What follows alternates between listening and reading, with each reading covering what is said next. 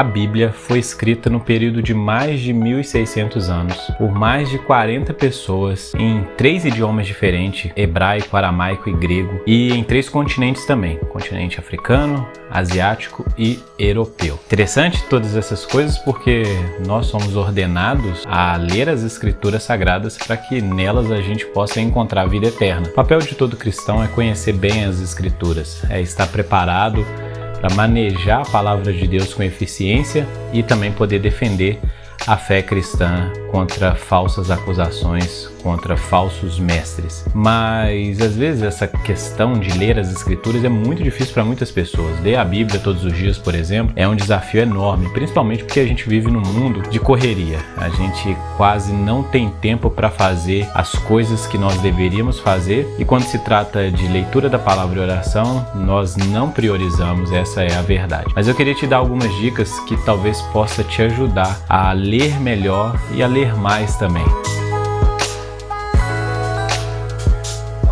Bom, uma coisa que eu acho muito importante para que você possa ler mais e melhor é ter uma boa tradução da Bíblia, né? A gente sabe que a gente tem diversas traduções e algumas delas são um pouco mais arcaicas, outras delas são mais livres. A gente tem que encontrar uma Bíblia que a gente consiga ler, a gente consiga ter uma boa compreensão, uma leitura fluida também. Antes disso, eu queria te explicar uma coisinha a respeito de tradução. Existe algo nas questões de tradução que é: ao lado esquerdo a gente poderia imaginar as traduções que são mais próximas de uma equivalência formal ou literal. São aquelas traduções que tentam realmente traduzir o sentido da palavra, palavra por palavra. Mais ao meio de uma régua nós podemos imaginar equivalência dinâmica ou equivalência funcional, que são traduções que pegam tanto as questões de tradução das palavras quanto também o sentido das frases, né, e versículos ali, e tentam colocar isso de uma maneira sem perder a originalidade, mas focando um pouco também na leitura, para que a leitura possa ser compreendida. Imagina você está lendo uma perícope e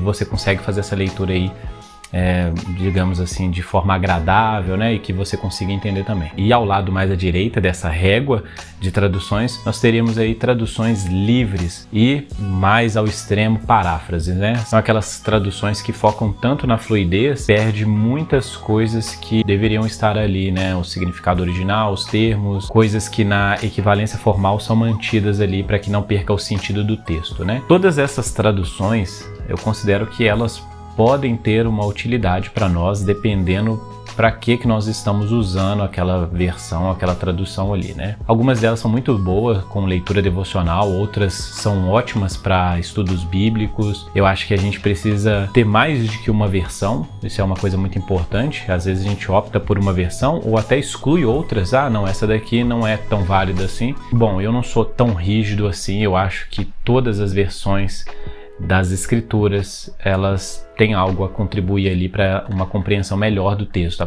Por quê? Porque a gente não lê no original e a gente não consegue, às vezes, traduzir isso para que fique compreensível, né? Uma coisa muito importante da leitura bíblica é a gente poder ler, entender e aplicar. Bom, particularmente eu uso essa daqui, que é a NAA, letra gigante. Por que eu comprei essa Bíblia? Eu comprei essa Bíblia porque ela tem letras grandes e eu uso ela para pregar nos nossos cultos dominicais, no nosso culto público. É uma Bíblia simples, ela tem algumas referências cruzadas embaixo aqui. Eu vejo que ela tem uma boa fluidez e eu gosto dela porque ela ainda mantém muitas características assim de palavras que eu julgo ser essencial para a compreensão do texto. Então assim, eu tenho me adaptado muito bem com essa versão, mas no passado eu já usei versões, por exemplo, como a NTLH, principalmente quando eu era novo convertido. Para mim era muito difícil ler as versões Almeida e eu gostava muito da NTLH porque eu conseguia ler grandes blocos das escrituras, e já teve época também que eu usei, por exemplo, Almeida Revista Atualizada, também para fazer estudos também.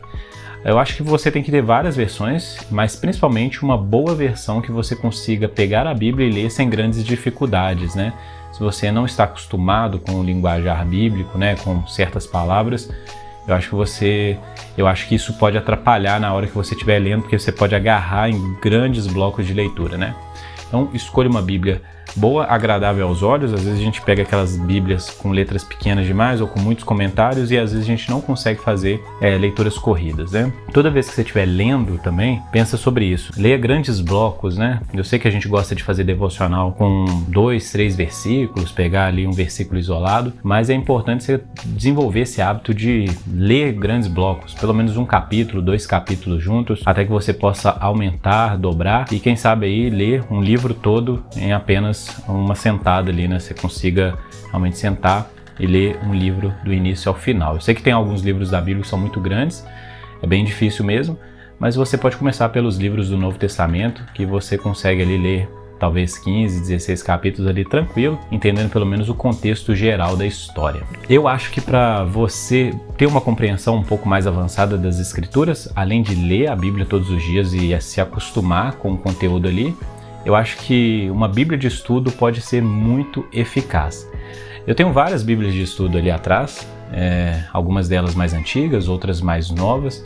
Bíblia de estudo é bom. A Bíblia de estudo normalmente ela pega o melhor de todos os aspectos e coloca ali, claro, bem simplificado, né? Ela pega questões arqueológicas, geográficas, ela tem bons comentários, algumas Bíblias são confessionais, então elas comentam ali dentro da tradição teológica, outras Bíblias têm características sistemáticas. Eu acho que uma Bíblia de estudo, ela ajuda muito. Não é fácil de você carregar para qualquer lugar, né? Você não vai levar aquela bibliona para todo lugar, não é fácil mesmo, mas eu acho que vale a pena você ter uma Bíblia de estudo em casa, porque isso te ajuda pelo menos a tratar de questões básicas que às vezes a gente sozinho não consegue chegar ali ao significado do texto e até mesmo a própria aplicação. Uma outra dica para você ler melhor e ter uma compreensão mais exata das Escrituras é você ter um comentário bíblico do livro que você está lendo. Por exemplo, eu tenho um comentário aqui de João, né? A gente estava fazendo a exposição na nossa igreja, fui lá e comprei o comentário de João. Apesar de ter vários recursos e outros comentários gerais